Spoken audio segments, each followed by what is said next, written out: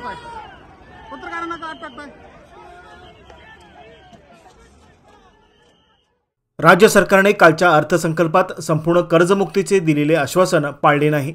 राज्यातील तूर, कापूस, सोयाबीन व कांदा उत्पादक शेतकरी आर्थिक संकटात सापडला असून सरकारच्या धोरणामुळे कोणत्याच पिकाला हमी भाव मिळत नसल्याने स्वाभिमानी शेतकरी संघटनेच्या वतीने राजू शेट्टी यांच्या नेतृत्वाखाली मुंबई विधान भवनावर तूर, कांदा, सोयाबीन, कापूस फेकून आंदोलन करण्यात आले। आज सकाळी 11 वाजता राज्यातील स्वाभिमानी शेतकरी संघटनेचे कार्यकर्ते मुंबई येथील विधान भवन परिसरात दाखल झाले। अधिवेशन सुरू असल्याने यावेळी विधान भवन परिसरात प्रचंड मोठा पोलीस बंदोबस्त तैनात करण्यात आला होता। त्यामधूनही स्वाभिमानीच्या कार्यकर्त्यांनी स्वाभिमानीच्या घोषणा देत गनिमी कावा करत थेट विधान भवनवर तूर, कांदा, कापूस व सोयाबीन फेकत आंदोलन छेडले। यावेळी विधान भवन परिसरातील पोलिसांनी कार्यकर्त्यांना धक्काबुक्की करत ताब्यात घेऊन आझाद मैदान पोलीस स्टेशनकडे रवाना झाले। प्रचंड मोठा पोलीस बंदोबस्त असतानाही स्वाभिमानीने विधान भवनावर मोर्चा काढत आपला रोष व्यक्त केला। यावेळी दामोदर इंगोले, किशोर ढगे, प्रकाश तात्या बालवडकर, अमर कदम, रवी मोरे, अजित बोरकर, निवृत्ती गोरे यांच्यासह स्वाभिमानीचे पदाधिकारी उपस्थित होते।